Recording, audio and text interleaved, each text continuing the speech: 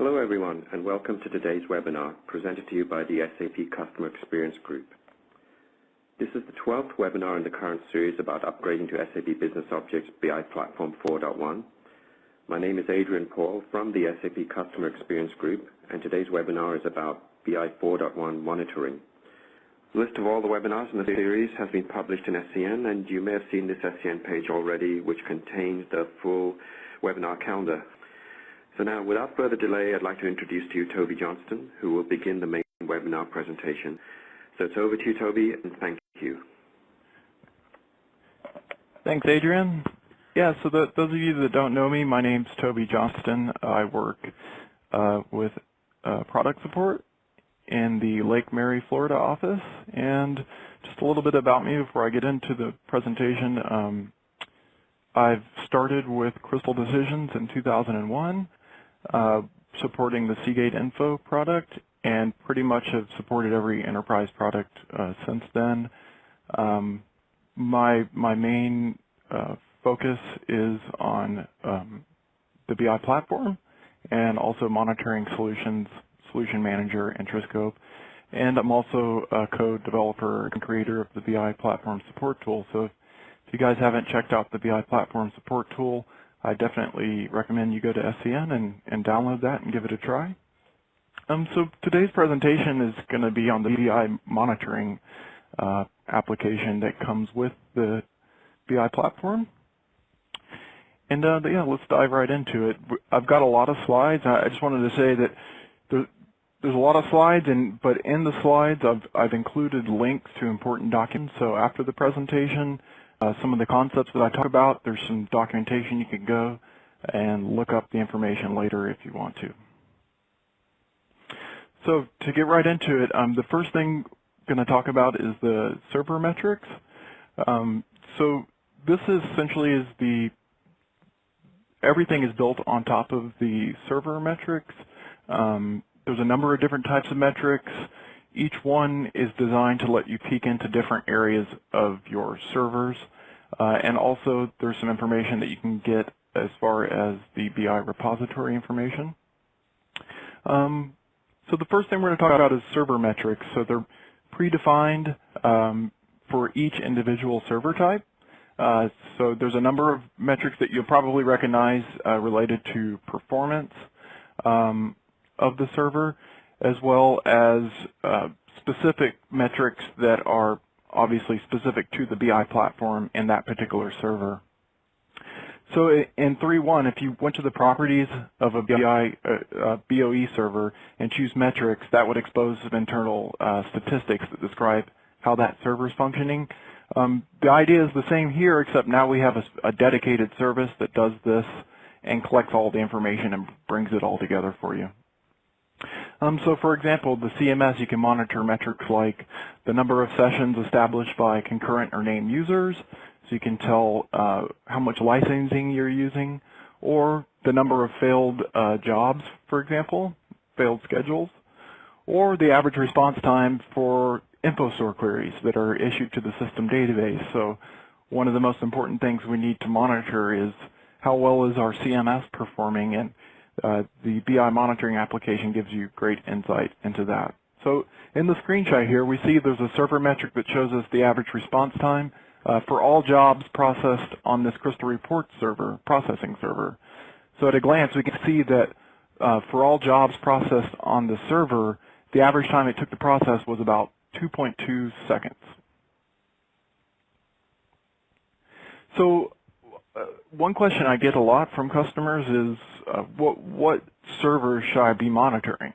Well, the best answer, since the BI platform is so many different products now, our product group developed a number of product tutorials that are on the SCN, and really it's kind of impossible to remember exactly what servers are being used for every single possible workflow. So what I recommend is that you check out the product tutorials, and maybe I can pull this up real quick.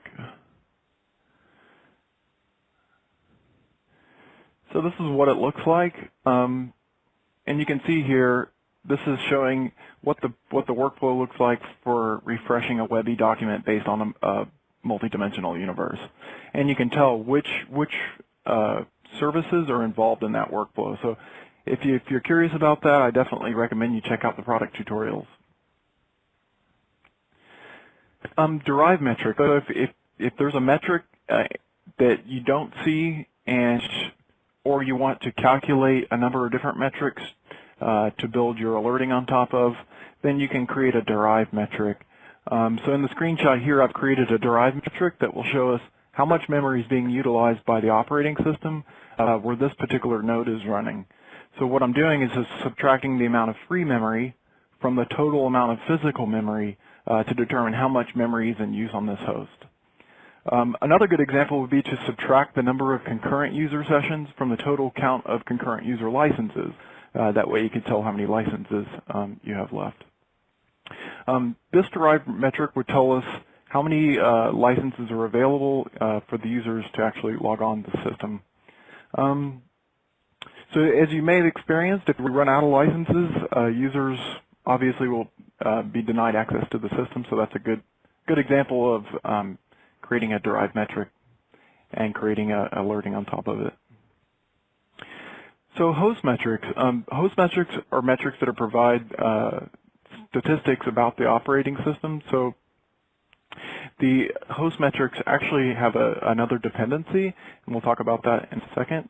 But in this example, we can see that on the host name BI40SP4, we're currently using about 8% of the available CPU. So let's talk about the SAP host agent. The host agent, it does a number of different things. And this includes being able to start and stop services. So a lot of the different SAP products are already using the SAP host agent, and now the BI platform is integrated to also be able to use it as well. The more important aspect of this is that it allows us to do monitoring of the operating system metrics. So when you install the SAP host agent, it has another process called the SAP OS collector that runs inside of it, and that is what's responsible for monitoring the host itself. So if you want to actually monitor the metrics from the individual servers, not just the BI services, then you're going to need the SAP host agent. Now, there's a couple different ways to get it. You can go to the service marketplace and download the SAP host agent by itself, or if you already have Intrascope set up, it also comes with the diagnostic agent, so you don't need to install it twice. If you already have the diagnostic agent, that includes the SAP host agent, so you don't need to install it again. And another important fact about this is that you need to have the host agent on each individual node, and you also need to have a monitoring service running on each node in your landscape.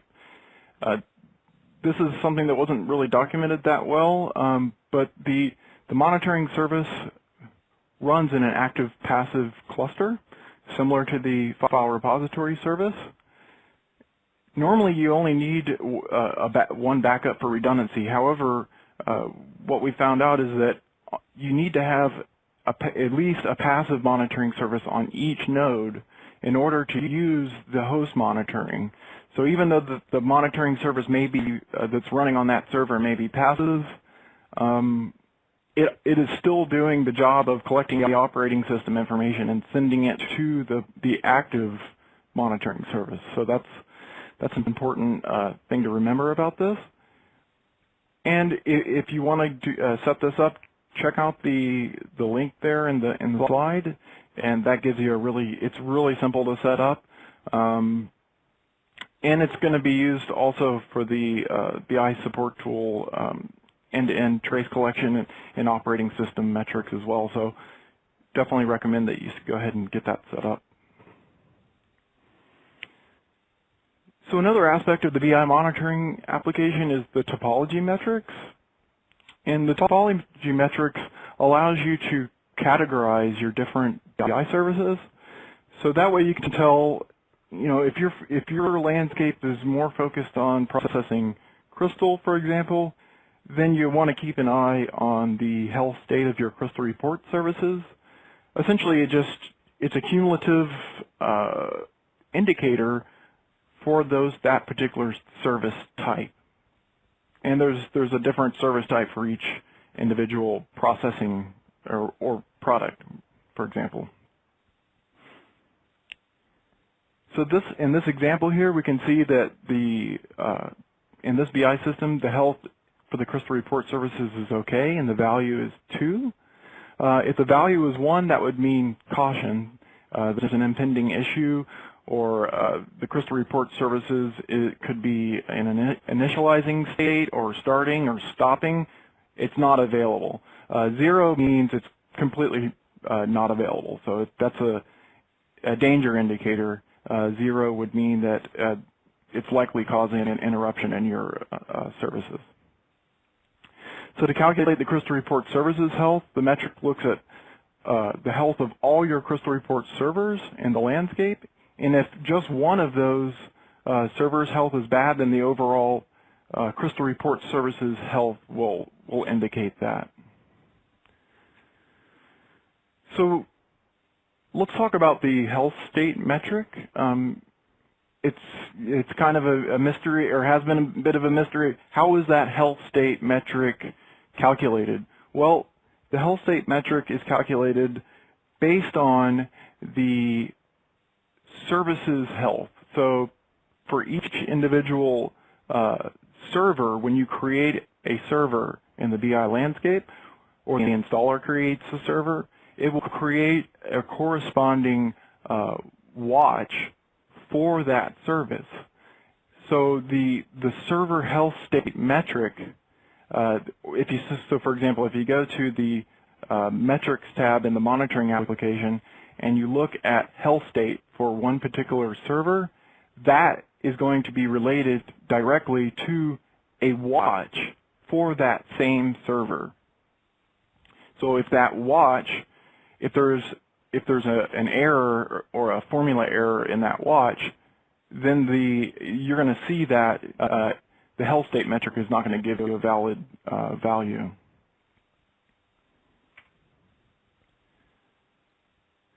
So how is that health state, or the server health watch, calculated? So with a watch, and I'll come back to this again here in a bit, but a watch can be a 2-state watch, or it can be a 3-state watch.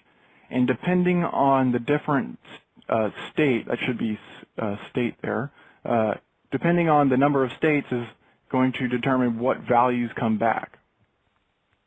So a 2-state watch returns 1 for green and 0 for red, and then a 3-state watch returns 2 for green, 1 for yellow or amber, and 0 for red. So we can see here in this example that currently the danger rule is false, so the state of that particular server is green. Now, one of the most important things we want to be able to do is to be notified if a server is not running. And the way that you set that up is using the server running state metric. So that the server running state metric will return a number of different values depending on what the actual state of that server is. So here I'm showing an example. How can you set up a watch so that you know that your services are running and available and not started with errors or something like that? Well, there's 2 ways to do it. You can either go with a 2-state watch or a 3-state watch, and really the difference here is, do you want to have a caution alert if the server is stuck in starting or stuck in stopping? Then you would want to use a 3-state watch or a 3-stage watch.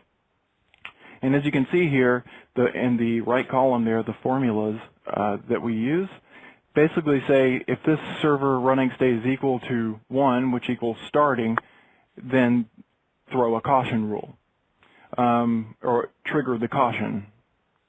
Now, you don't have to go that complex if that's not that important to you. What you can do instead is just create a 2-state watch.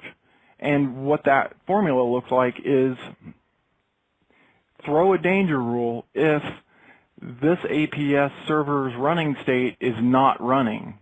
And that's really the key here. We want to know when that server is not running. If it's not running, then we want to take action to restart it or start troubleshooting it.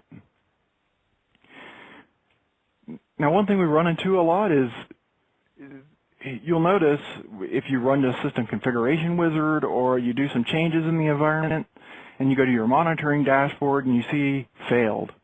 And that can be pretty irritating. So what I've created here is a diagram that shows you how to fix that.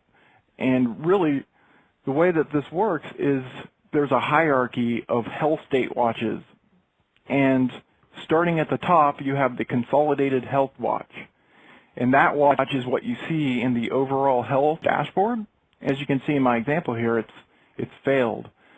Now, the consolidated health watch is based on the enterprise nodes watch and the services watch. And as we can see in the example, the enterprise nodes watch is failed also.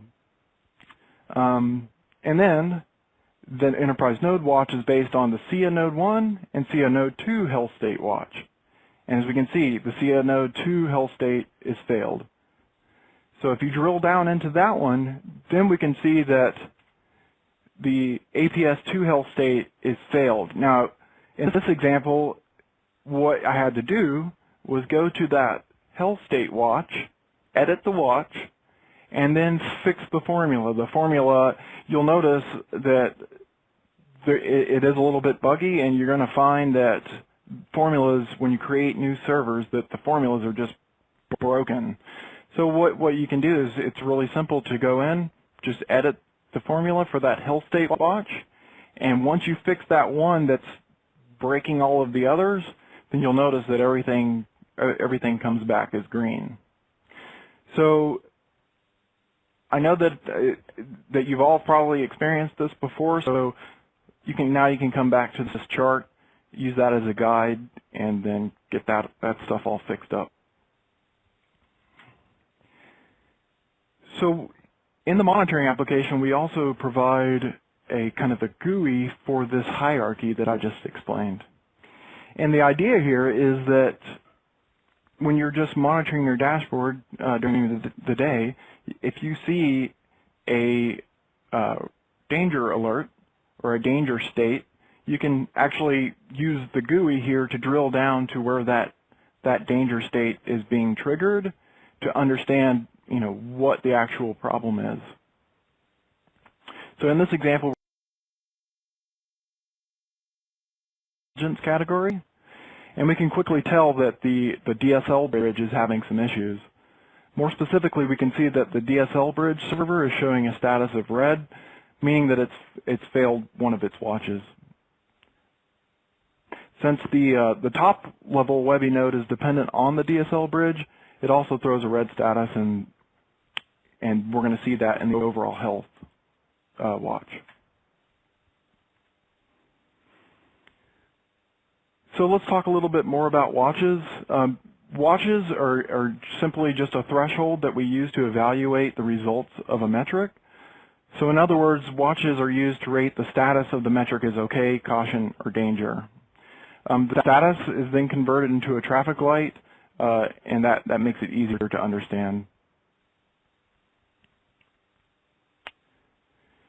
So if you select a watch in the list, the various metrics that watch is based on are going to appear in this bottom flash generated graph here.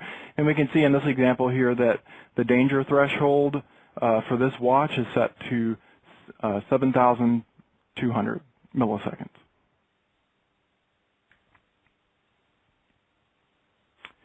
And if we edit the watch, on the left-hand side you can see what I was referring to as the multiple states. So if it's a 2-state watch, we're just going to see the danger rule. If it's a 3-state watch, we're going to see the caution rule and the danger rule.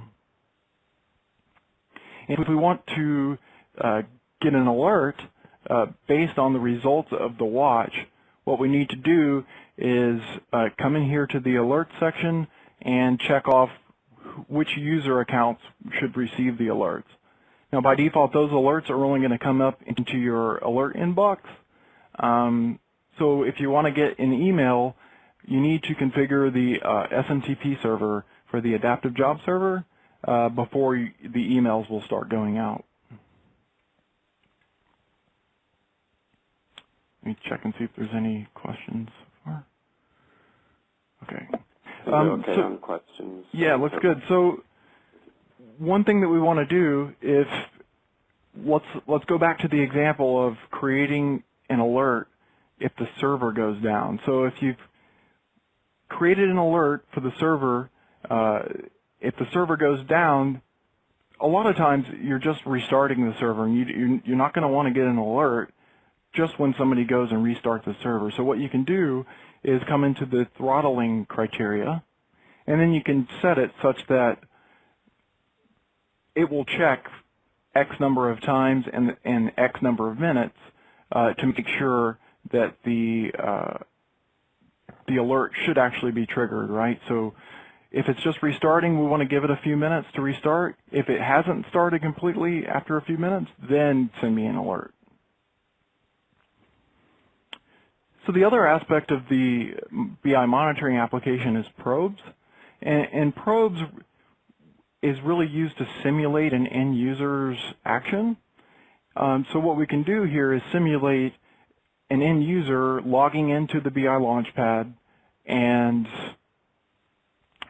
essentially logging in and making sure, is that service available? So we ship a number of different probes, and you leverage those out of the box.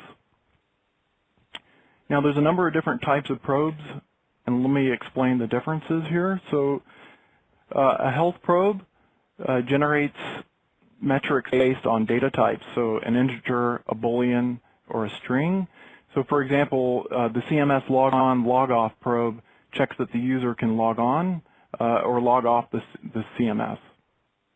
And a diagnostic probe actually performs an action. So for example, we can use the diagnostic probe to make sure that a server, or to actually restart a service, and if that service can restart, then we can create an alert on that to make sure that that capability is there. And then a hybrid probe is a mix of the two. Now when you're creating a custom probe, this is going to be more important on how you, which classes you use when you create that probe. For the default probes, it's not such an issue really. So in this example, I've executed a probe that will programmatically log on and log off the CMS. And when the probe's runtime is reached, it's sent to the probe scheduling service. So we need to make sure that we have the probe scheduling service available on the adaptive job server. And in this example here, we can see that the round trip time that it took to execute that log on and log off was around 2 seconds. So what we can do is create a watch on top of the probe, and if it failed to log on the CMS, then we'll trigger an alert.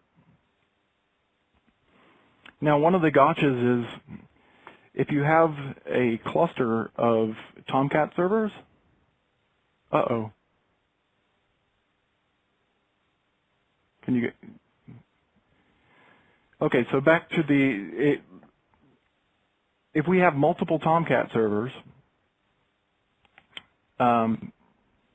basically we need to configure multiple probes to connect to both of those Tomcat servers. So let's assume Tomcat number 1 is hostname server number 1, and Tomcat number 2 is server number 2. Then what we want to do is create a copy of that probe and give each probe its own URL to connect to. And there's an example of how to do that in the knowledge base right there. Now, if you have SSL, if you have SSL, then there's an additional step you need to do.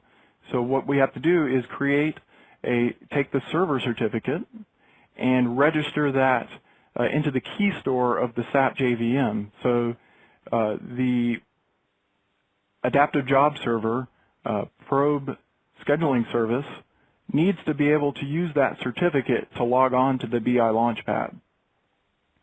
So in the URL there, you can go there, and there's a nice tutorial for setting that up. Now, if you have single sign-on, the BI Launchpad probe won't work. So one of the workarounds that you can do is to use a custom probe. So in this example, the source code is on the SCN, and what this probe does is connects to the URL for the Tomcat server. Let me make sure you guys are able to see the slides. Yeah, I can see them fine. Okay. Sorry about that, guys. So in this example, what it does is basically just connects directly to the Tomcat server and makes a TCP connection. So what we can do as a workaround for not being able to use the Launchpad probe is just to make sure that the service is available and that it's listening on the port that we connect to. And here's what it looks like when we register a probe. In this case, this is a Java-based probe. So we need to set the parameters for that probe. And what we can see here in the source code is that we can set whatever parameters we want in our source code and then pass those values in via the properties in the CMC. And in this example, it's connecting to the Apache server. So as you can see, the service is up and running. And then if I stop the service, we can see that when we schedule that probe, it's failing. So at least this way we can understand, is that service is the app server available or not? So just to review here, the alerts, so the monitoring stack, you can view it in sort of a hierarchy with the probes and the metrics collecting the information, and then our watches are built on top of that. Then alerts are built on top of the watches or are included as part of the watch. And then our destination is either your email inbox or the CMC or alert inbox. So let's talk about some of the best practices and how do we get started. So one thing that I found is that the monitoring service definitely can use some resources. So definitely recommend to don't starve it for resources. You want to have at least 2 gigabytes worth of RAM, and if you have more, you can add more RAM to that. Also, don't have your active monitoring service on one of your processing servers that's heavily utilized. I mean, you can, but just keep an eye on that and make sure that it's not starving for resources. Also, the less content that you have in your monitoring application, the better. So what I found is, if you have thousands of watches, it's going to significantly slow things down. So keep it as simple as possible and make sure that the watches that you do have in there are actually being used. Also, we want to focus on mission critical servers. So if you're mainly running web reports and you don't use Crystal, then we don't need watches on Crystal servers, obviously. And also, if you have any current issues, like any known vulnerabilities, any performance issues, we can also build watches around those specific problems that you may be having. Another thing is I can recommend is to be patient. So a lot of times when you go in and you edit a watch or change some metrics around, you're not going to see the actual traffic light change immediately. So, and the reason is that there's a 60-second metric refresh interval. So what that means is if there's a change in a state, that you're not going to see it for maybe up to a minute. So when you're using the monitoring application, just be patient and make sure that that time has elapsed before you come to any conclusions that it's broken. So if you want to be able to view the historical data, you need to configure your trending database. By default, it's using the Derived database, but at this point, we definitely recommend that you switch that over to the auditing database. We've ran into some issues with the auditing database in the past, but those have mostly been corrected now. And once you get that hooked up and configured, then you'll be able to look back into time. So we'll be able to go, let's say that you had some users working on the system over the weekend. They were complaining about poor performance. Well, now we can kind of scoot back and take a look and see what was running poorly on the system. So one thing to be keeping an eye on, or to keep in mind when you're setting up the auditing database, is that the monitoring service uses the connection server libraries to connect to the auditing database connection. So depending on whether you're, if you go to the CMC and check out your auditing connection, if you see hostname.port.db name, you need to use the JDBC SBO files and configure those files. So for example, Oracle. Otherwise, you use the ODBC-based SBO files. So also, when you're going to set this up, make sure you're using the most recent version of the administrator guide. The most recent version has all of the updated and correct information for setting up the auditing connection for the trend database. And if you have data that if you have data already in your trend database, you can migrate that to your CMS audit database. That way you don't lose the trend data you might have had in the Derived database. So let's go over a getting started checklist. If you're upgrading to 4.1, there's a number of different fixes that went into the monitoring application in 4.1. So make sure that you have at least SP4 patch 1 or higher. This contains a number of fixes, including a fix for the host monitoring, so you'll need that or a higher patch level in order to utilize that. We need to enable the monitoring application. You want to go in and reconfigure your APSs. So when you run the system configuration wizard, you might notice that there might be a monitoring service in one of your APSs or in the main APS. Go ahead and edit those APSs and remove the monitoring service from that APS, and then create a new dedicated service for that.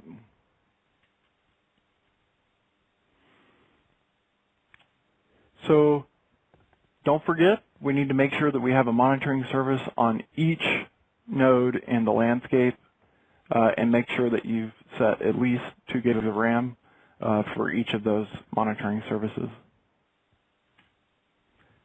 Sorry, 2 gigabytes of heap.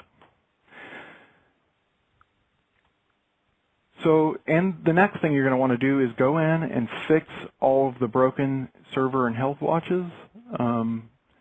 When you run the system configuration wizard, you're going to notice that some of the formulas aren't right. So straight up, I'm going to tell you, if you're going to use the monitoring application, you should take the time, go through each server watch and check the formulas, because you'll notice that some of the services will have formulas, like for example, there might be an Explorer server, and you check the server watch for that Explorer server, and it has a metric about, or it has a formula that refers to a CMS auditing metric or something like that. So you need to do an audit of each of your server watches in the CMC and go ahead and get those fixed up. Also, don't forget, I'm not sure if that slide was covered up. I hope not. But I created a slide with the hierarchy for server and health watches.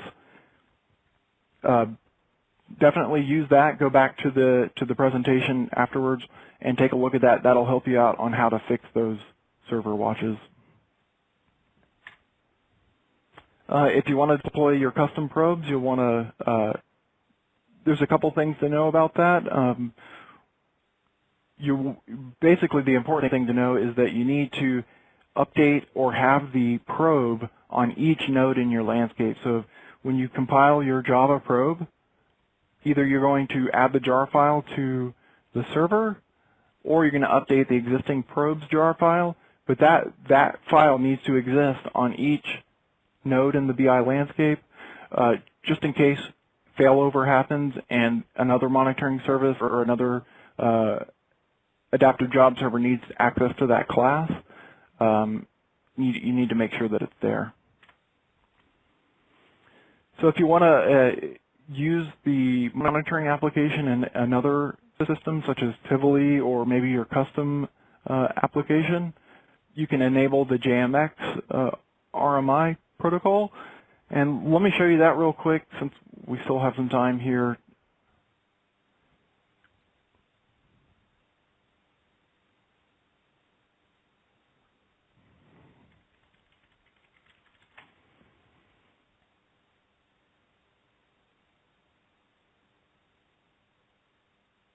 So if you go to your applications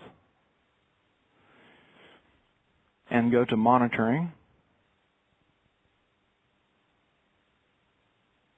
you're going to notice that there's actually two JMX URLs. The first one requires that you have, so the first one actually uses Corba and requires that you have all of the BI platform jar files. So really the first one here you're going to use with a custom application.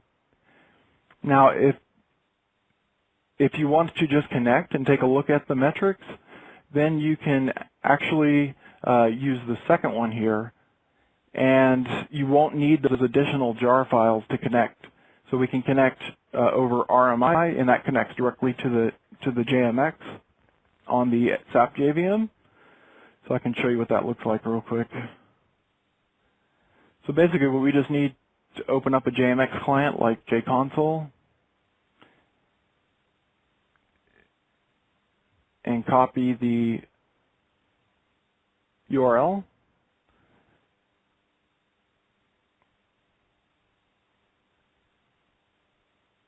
And then you can actually just paste it right in. And then you're going to put in your administrator, your BOE administrator and password. And then here we can see that now we have access to all the virtual metrics of the monitoring framework. So we can come in here and we can look at the actual server metrics.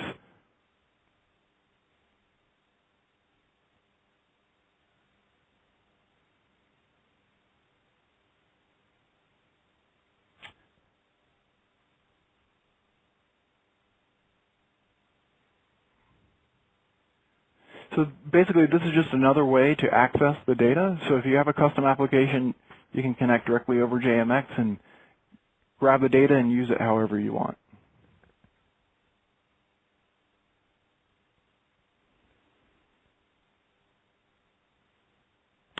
So the next getting started checklist, make sure you install the host agent on all of the nodes in your landscape. Again, just to reiterate, the host agent is required along with the monitoring service on each node in order to use the host monitoring. And you want to configure your trend database to use the auditing database and not the Derby database. Another thing that you're going to probably want to do is to disable the alert reminders. So if you ever notice that you're getting redundant alerts and alerts that were triggered in the past, we just need to come in here and disable or set the alert reminder frequency to 0. and that'll take care of those redundant alerts. So if we've already clicked on an alert, and we've already checked the alert, we don't want to be reminded of it.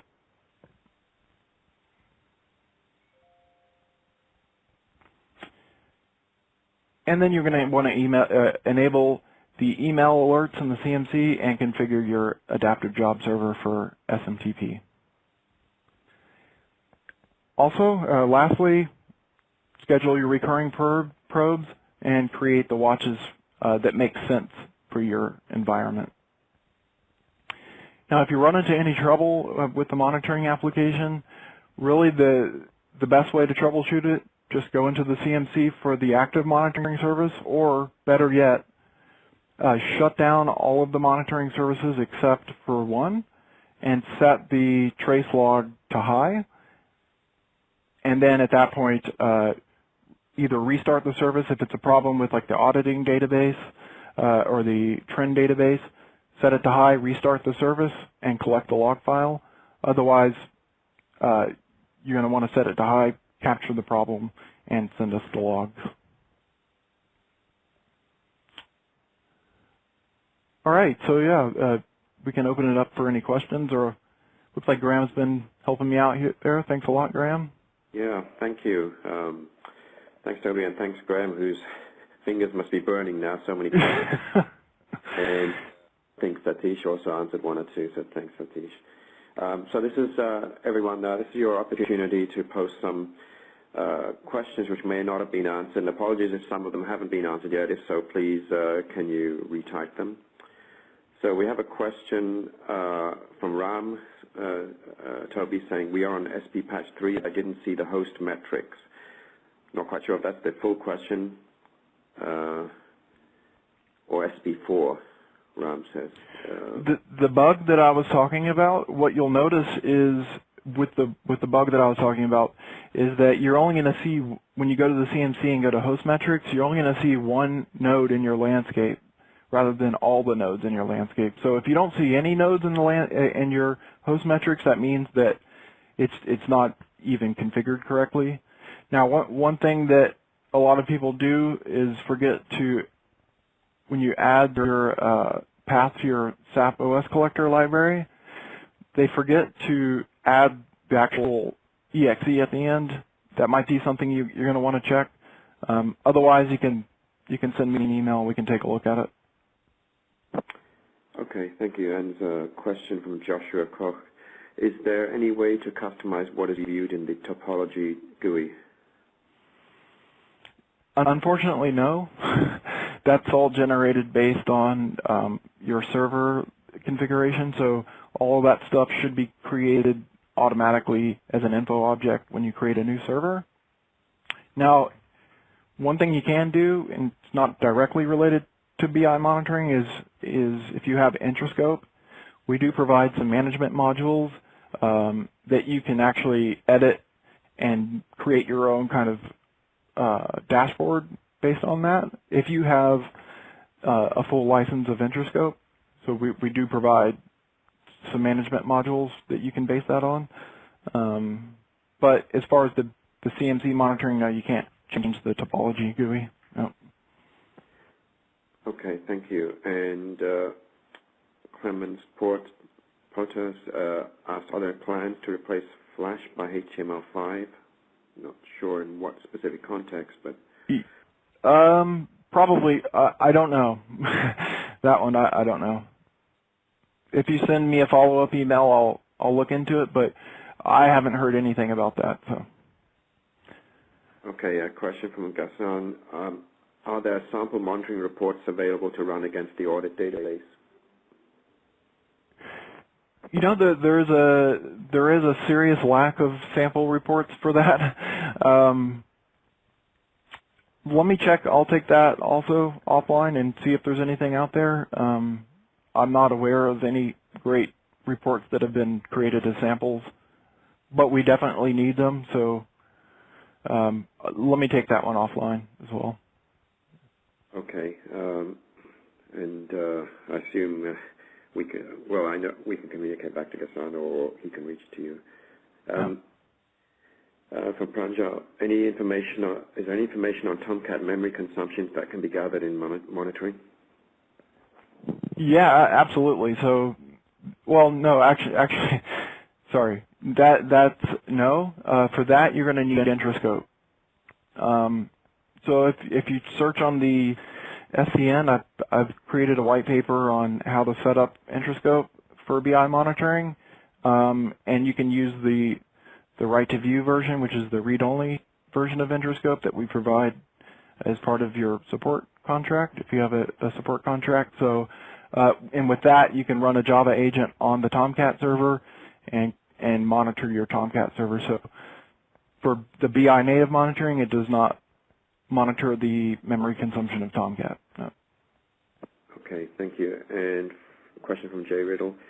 For the aforementioned scenario where alerts can be triggered when services are stopped, restarting, etc., does that work when the CMS is down, or will the alerts only work with respect to the services except the CMS? Well, yeah, so that's one of the,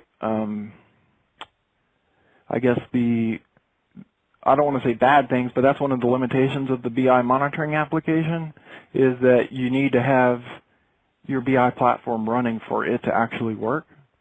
I have seen some customers in the past use, well, yeah, basically the way that you need to do that, it really, if you want to be able to monitor your BI platform and if it all shuts down, and then be aware of that, you would need to use Introscope or some third-party monitoring application, because the monitoring service is dependent on the CMS being available because it's part of the Corba framework, right? So.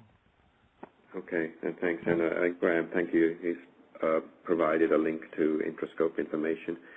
So a question from Gopal, where can one find all the servers and their metrics?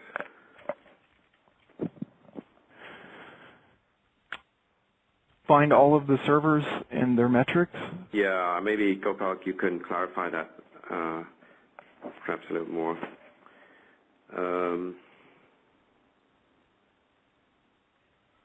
So I'm just trying to get to the next question.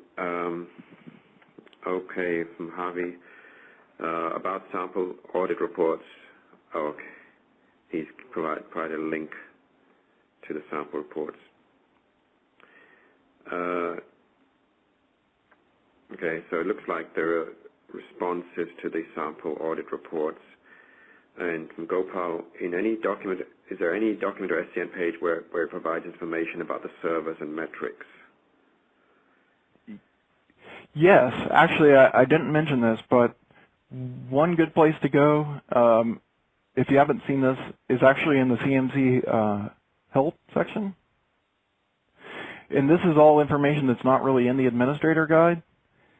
And you're going to find a lot of additional information in here. So how deep it gets into the individual metric definitions, probably not as deep as you'd like, but there is information in here, and also the administrator's guide. Okay, thank you. I think there's no more outstanding questions right now. If there are, well, apologies, can you retype it again? Looks like Ram is typing something. So again, this is kind of a final opportunity to ask some questions. We still have a few minutes left, but so any outstanding questions, please get them in there. So we have a few people typing in questions, so we just wait for a few seconds. Okay, there's a question from Gopal. Is there any way to find out ACUs from server metrics?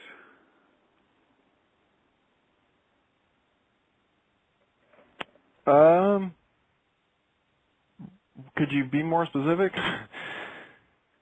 Gopal, please. Active concurrent users. Okay, thank you. Yeah, actually, there's under the CMS metrics, there's a metric for concurrent users and named users. Okay. question from Javi. Did you cover Explorer metrics not working? Yeah, there was a bug, but I believe that's fixed in the patch level I recommended, SP 4.1, SP 4 patch 1 or higher. I believe that the Explorer issue was fixed a while back, so it's working for me now. So on that patch level. Okay, thank you. And from Ram, I'm not sure if this is like an error message, but the same thing. Here is what I'm seeing in my monitor application as a string there. It can read a service, JMX, and host name there. So I don't know if that's familiar to you, Toby. Yeah, so yeah, it looks like it didn't generate. Are you saying that it didn't generate the URL? Is that? Yeah, Ram, if you could clarify that a little more. And Ram is typing. Okay. Question also from Gopal, I think, coming in. Oh, you know what? You're gonna need to, when you enable that, restart the monitoring service. When you restart the monitoring service, it auto generates that URL for you after you enable it. Okay. And if that answers your question, Ram, that's great. If not, just please clarify that further. And from Gopal, is the JMX console a different application or default from BOE? That was actually JConsole. I'll show you where to get that. It comes with the JVM. So if you go to your BobJ directory, and then go to where your SAP JVM is in 64-bit, SAP JVM, and then Ben, you're going to see JConsole, and that's the client I used as an example. But the great thing about the JMX is that it's kind of an open protocol, so you can use any client that you want that's a JMX client. So. Okay. Including your own custom application. That's kind of what it's meant for, really. Yeah, and Graham's also provided the URL, so thank you. Perfect. Thanks, Graham. Okay. Okay, well, I don't think there's any further outstanding questions. There's a very last chance for people to submit anything. Wait for a few seconds, and I don't think there's anything more coming in. So, yeah, so I want to thank everyone for their attendance, and thank you very much, Toby, for presenting. Just as I'm doing that, Pranjal is typing something, but we'll wait a few seconds. Okay, no rush. All right. Yeah, well, I'm not quite sure. Oh, it's just thanks. All right. Okay, thanks, guys. Yeah, so thank you, everyone, for your attendance, and thanks very much, Toby, for presenting. A recording of this webinar will be available in a few days' time from the SCN webinar calendar page that I showed in the chat window earlier. So this is the last in the current schedule series of BI 4.1 upgrade webinars for this year, but we will be having a new series in the new year, which is currently being planned, so please stay tuned and we'll be contacting you for those soon. We may possibly also have one or two other webinars in the early December timeframe, so again, stay tuned to SCN. If you need to refer back to any previous webinar content, they're all recorded and will be available on the SCN page, including the presentation slides. And additionally, finally, if there's any particular future webinar topics that you'd like us to drill into more, please feel free to post a comment to the SCN page, and also you can reach out to me directly at adrian.paul@sap.com. So until next time, thank you again, Toby, and thank you everyone for your attendance in this series, and we hope it's been helpful. There will be more. So thank you and stay tuned. Thanks, everyone.